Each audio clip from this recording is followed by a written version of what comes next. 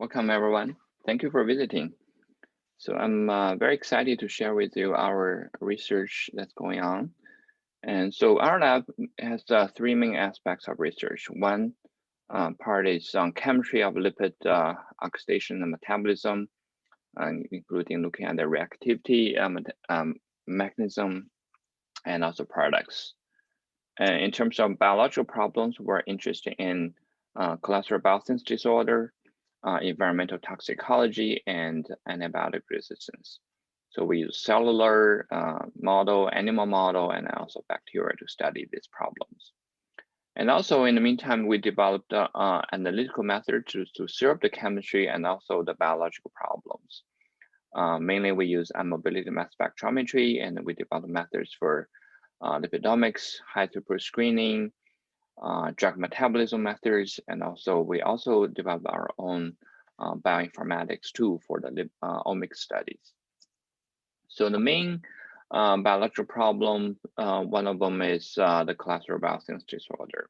So we're interested in this disease that's caused by mutation in the last step of cholesterol biosynthesis in DHCR7 that leads to increased level of this cholesterol precursor called 7-dehydrocholesterol and decreased level of cholesterol. That leads to a disease called Smith-Lemli-Opitz syndrome. And that is affecting 1 in 10,000 to 60,000 people. It leads to a lot of congenital malformation, mental retardation, and autistic behavior. In Caucasian, the carrier frequency actually pretty high, about 1 in 30. So there's a large underdiagnosis going on for this syndrome. And so it's associated with a lot of neurodevelopmental defects. And so as such, we're interested in small molecule inhibitor of this particular enzyme, like in drugs or environmental molecules that could causing similar defects. In fact, we have identified some small molecule, for example, benzalkonium chloride, which is widely used disinfectants during COVID-19. It's a potent inhibitor of this particular step. There's some other pharmaceuticals, breast cancer drugs, and antipsychotics are also inhibitor of this step. So, and we're also interested in develop therapy, small molecule that could counter some of the defects as found in this disease. So in terms of methodology, we use neurobiology methods, stem cell, lipidomics, transcriptomics, and mass spectrometry imaging to study this disease. So our main analytical methods technique we use is mobility mass spectrometry. So mobility basically is a separation of the ions based on their size and shape. So imagine the ions will introduce this drift gas filled chamber, a drift region. They're driven through by electric potential. They will have collision with this neutral gas, mostly in nitrogen. The smaller ion will have less collision. They will come out faster. The larger ion will have more collision, will come out slower. Essentially serve this kind of separation based on their size and shape. Importantly, you can convert this drift time that come out of this region into a physical property called collision cross-section. And you can use the collision cross-section or CCS to facilitate the identification of a particular metabolite. So we have collected a large number of experimental values for collision cross-section, lipid small molecules, carbohydrates, etc., and put it on this interface as CCS based on that. And more importantly, you can leverage the large diversity of structures and generate a molecular descriptor for these structures and train a prediction model for collision cross-section using machine learning. So we have done that and showed very good accuracy in terms of predict for an unknown structure for a given structure CCS values. You can check out the work in here. It's published last year.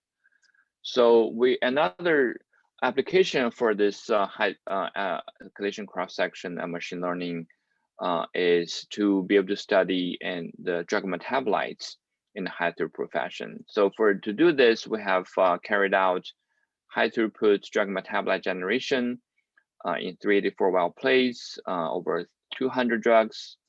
and mobility analysis, automatic data analysis to get the CSS values of the drugs and drug metabolites.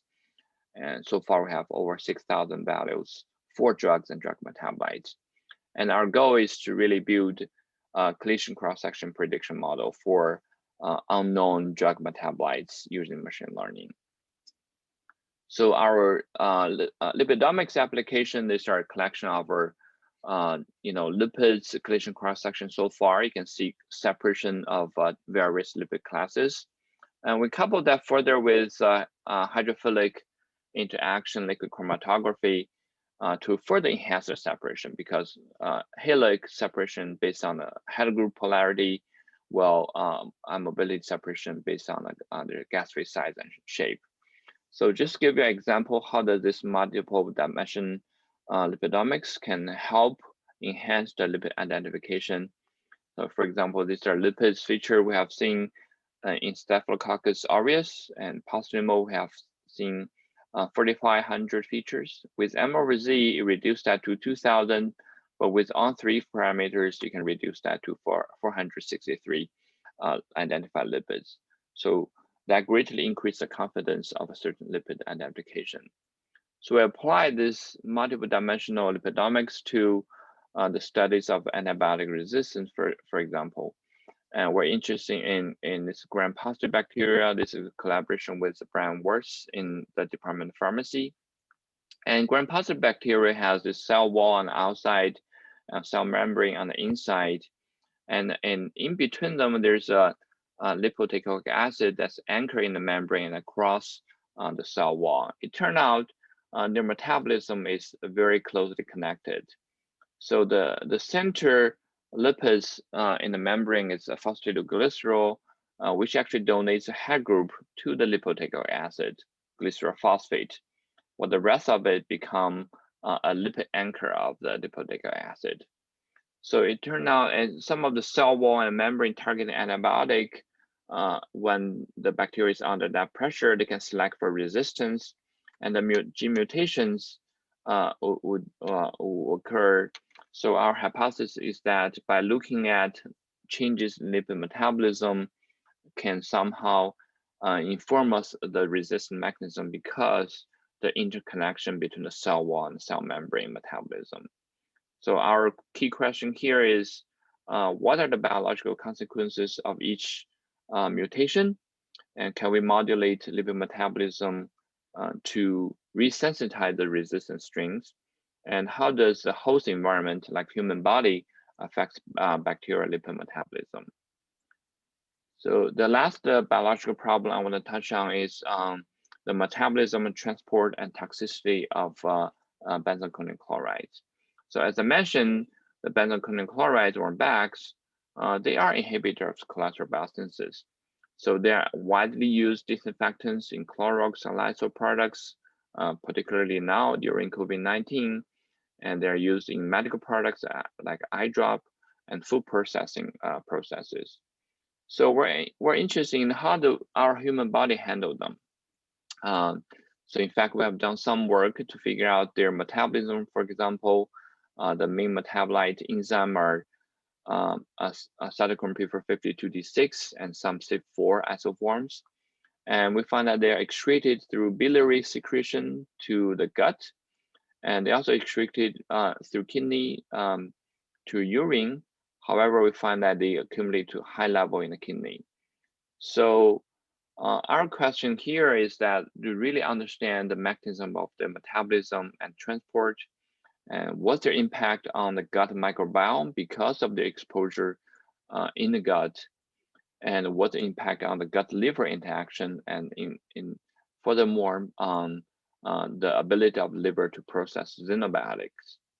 And to study the toxicity, we use a novel system called liver kidney organ on a chip to study the liver kidney toxicity. That's in collaboration with Professor Ed Kelly in Department of Pharmaceutics. So that's it about the brief introduction to our research. If you have further questions, please feel free to reach out. I'd be happy to discuss more during the interview. Thank you.